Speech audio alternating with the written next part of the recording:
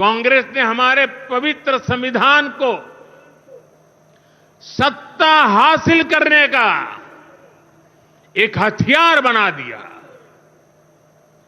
जब जब कांग्रेस को सत्ता का संकट दिखा, उन्होंने संविधान को कुचल दिया।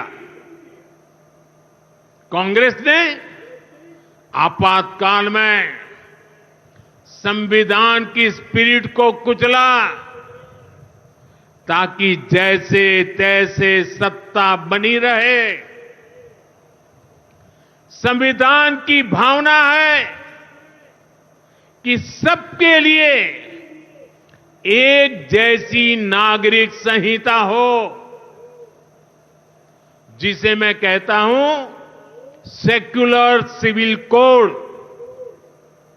लेकिन कांग्रेस ने इसे कभी लागू नहीं किया। उत्तराखंड में भाजपा सरकार आने के बाद सेक्युलर सिविल कोड, समान नागरिकता संहिता ये लागू हुई।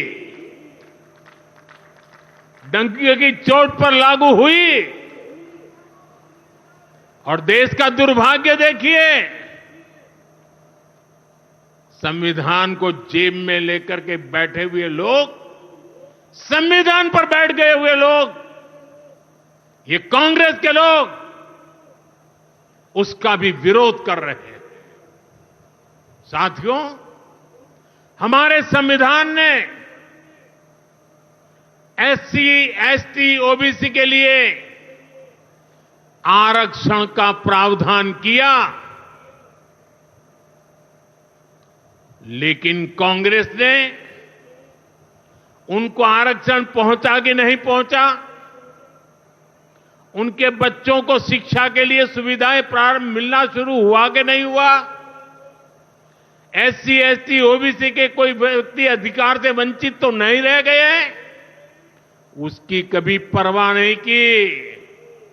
लेकिन राजनीतिक खेल खेलने के लिए कांग्रेस ने बाबा साहब आंबेडकर ने जो सपना देखा था, सामाजिक न्याय के लिए संविधान में जो व्यवस्था की थी, उसको भी पीठ में छुरा भोंककर उस संविधान के उस प्रावधान को तुष्टीकरण का माध्यम बना दिया। अभी आपने भी समाचारों में सुना होगा, कर्नाटका की कांग्रेस सरकार ने टेंडर में भी अब एससी, एसटी, ओबीसी के अधिकार छीन करके धर्म के आधार पर आरक्षण दे दिया।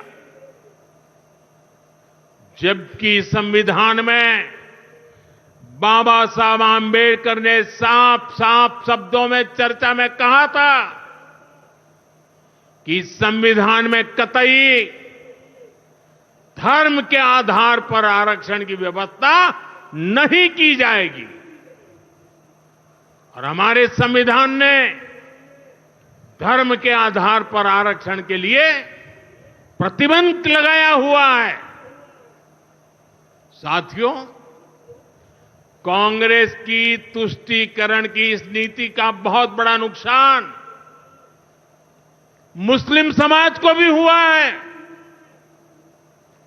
कांग्रेस ने सिर्फ कुछ कट्टरपंथियों को ही खुश किया है, बाकी समाज बेहाल रहा, अशिक्षित रहा, गरीब रहा।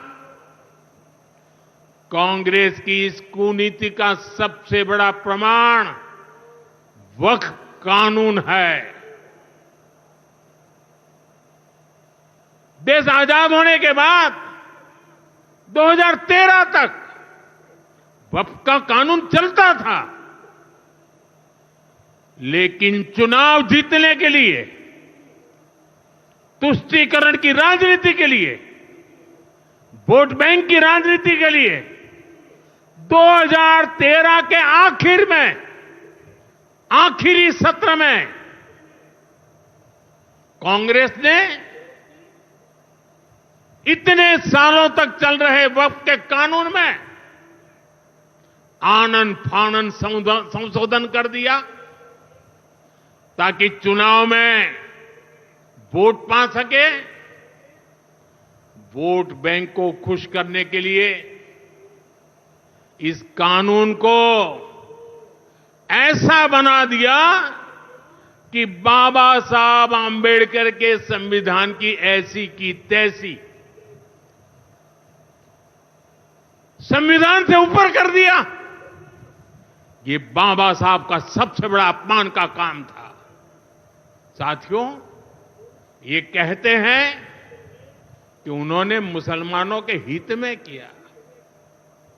मैं जरा ऐसे सभियों से पूछना चाहता हूं, वोट बैंक के भूखे इन राजनेताओं से कहना चाहता हूं, अगर सच्चे अर्थ से आपके दिल में मुसलमानों के लिए थोड़ी भी हमदर्दी है तो कांग्रेस पार्टी अपने पार्टी के अध्यक्ष मुसलमान को बनाए। क्यों नहीं बनाते भाई? संसद में टिकट देते हैं 50% मुसलमानों को दो। जीत करके आएंगे तो अपनी बात बताएंगे, लेकिन ये नहीं करना है। कांग्रेस में तो कुछ नहीं देना है। देश के नागरिकों के अधिकारों को छीनना और देना, इनकी नीयत किसी का भी भला करने की कभी नहीं रही, मुसलमानों का भला करने की भी नहीं रही। यही कांग्रेस की अच्छी सच्चाई है। साथियों, वक्फ के नाम पर लाखों हेक्टेयर जमीन पूरे देश में है। इस जमीन, इस प्रॉपर्टी से गरीब का, बेसहारा महिलाओं बच्चों का भला होना चाहिए था। और आज ईमानदारी से उसका उपयोग हुआ होता तो मेरे मुसलमान नौजवानों को साइकिल के पंक्चर बना करके जिंदगी नहीं गुजारनी पड़ती। लेकिन इससे मुट्ठी भर भू माफिया का कोई भला हुआ। पसमानदा मुस्लिम इस समाज को कोई फायदा नहीं हुआ। और ये भूमाफिया किसकी जमीन लूट रहे थे? ये दलित की जमीन लूट रहे थे, पिछड़ों की जमीन लूट रहे थे, आदिवासी की जमीन लूट रहे थे, विधवा महिलाओं की संपत्ति लूट रहे थे। सैकड़ों विधवा मुस्लिम महिलाओं ने भारत सरकार को चिट्ठी लिखी, तब जाके कानून की चर्चा आई है। वक्फ कानून में बदलाव के बाद अब ये गरीबों से जो लूटा जा रहा है वो बंद होने वाला है।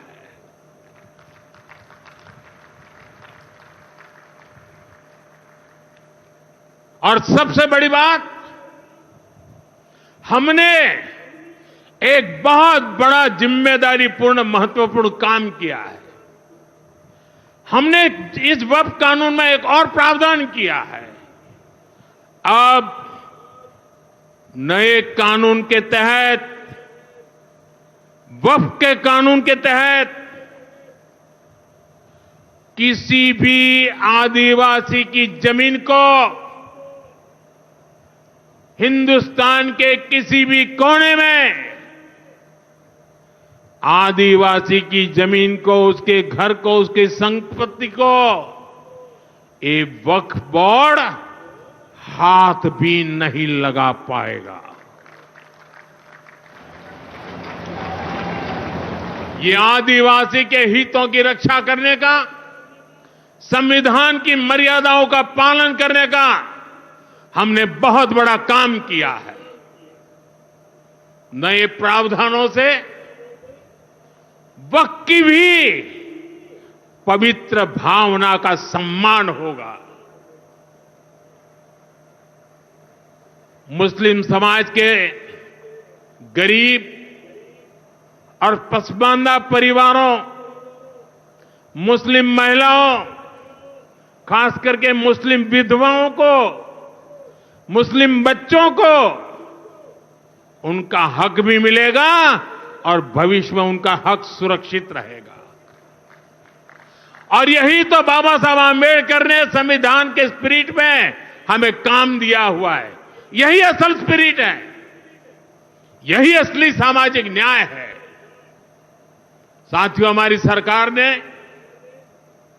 2014 के बाद बाबा साहब आंबेडकर की प्रेरणा को आने वाली पीढ़ियों तक पहुंचाने के लिए अनेक महत्वपूर्ण कदम उठाए।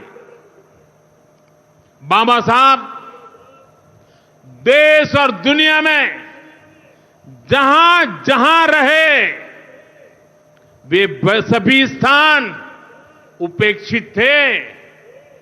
जो संविधान के नाम पर अपनी राजनीतिक रोटी सेकने के लिए निकले हैं, उन्होंने बाबा साहब से जुड़े हुए हर स्थान का अपमान किया, इससे इतिहास से मिटाने का प्रयास किया।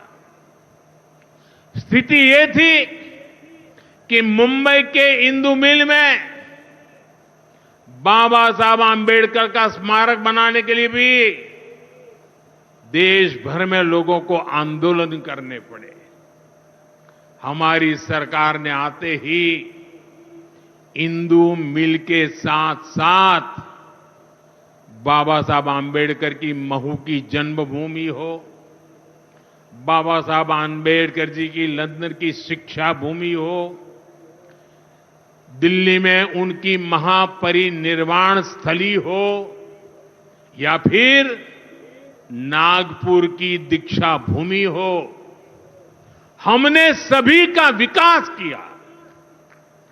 इनको पंच तीर्थ के रूप में विकसित किया है।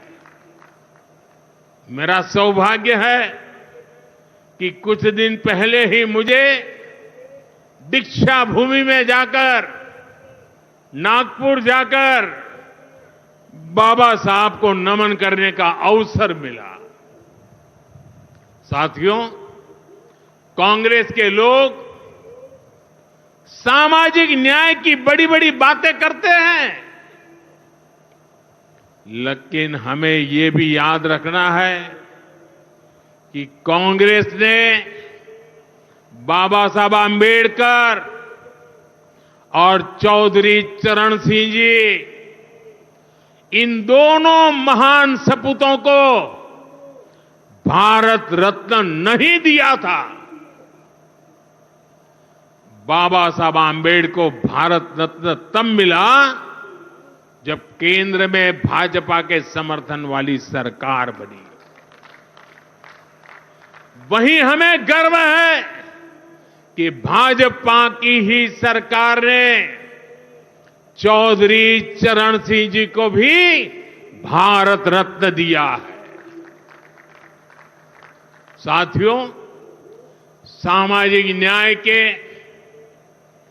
गरीब कल्याण के पथ को हरियाणा की भाजपा सरकार भी निरंतर सशक्त कर रही है। सरकारी नौकरियां की भी हरियाणा में क्या हालत थी, आप सबको पता है।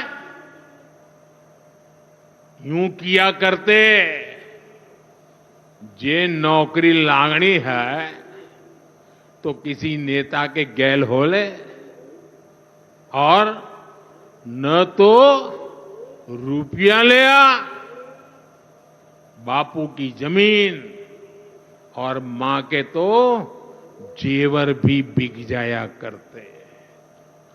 मुझे खुशी है कि नायब सिंह सैनी जी की सरकार ने कांग्रेस की इस बीमारी का इलाज कर दिया।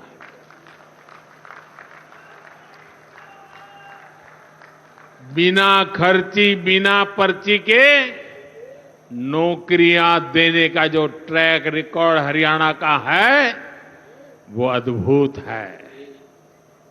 और मुझे गर्व है कि मुझे ऐसे साथी मिले हैं, ऐसी साथी सरकार मिली है।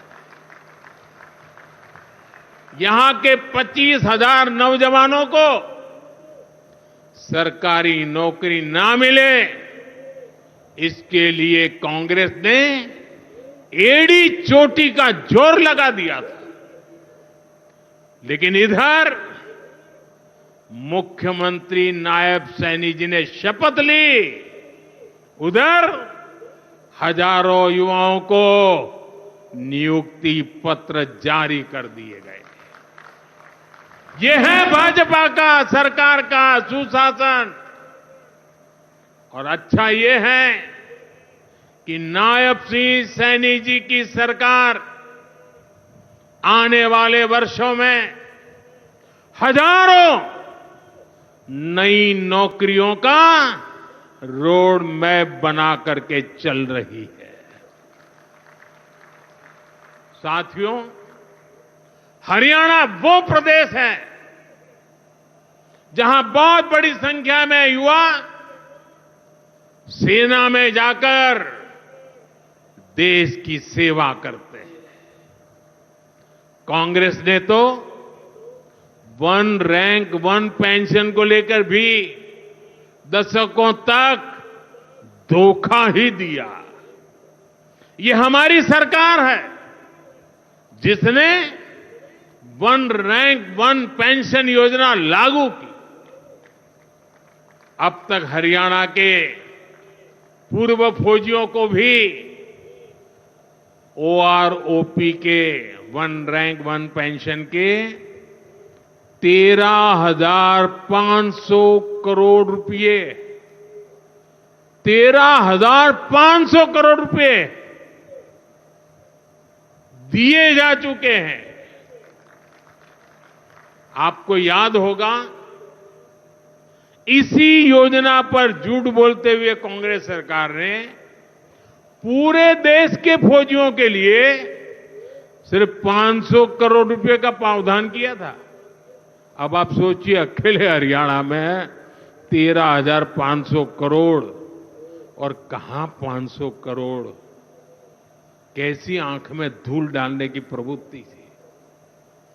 कांग्रेस किसी की सगी नहीं है, वो सिर्फ सत्ता की सगी है। वो न दलितों की सगी है, न पिछड़ों की सगी है, न मेरे देश की माता बहन बेटियों की सगी है, और न ही वो मेरे फौजियों की सगी है। साथियों, मुझे पूरा विश्वास है कि हरियाणा विकसित भारत के संकल्प को मजबूती देगा। खेल हो या फिर खेत, हरियाणा की मिट्टी की खुशबू दुनिया भर में महक बिखेरती रहेगी। मुझे हरियाणा के अपने बेटे बेटियों पर बहुत भरोसा है। ये नया एयरपोर्ट, ये नई उड़ान हरियाणा के सपनों को पूरा करने की प्रेरणा बने। और इतनी विशाल संख्या में आप आशीर्वाद देने आए, ये मेरा सौभाग्य है। मैं आपको सर झुका करके नमन करता हूं और अनेक सफलताओं के लिए अनेक अनेक शुभकामनाएं देता हूं, बहुत बहुत बधाई देता हूं। मेरे साथ बोलिए, भारत माता की, भारत माता की, भारत माता की।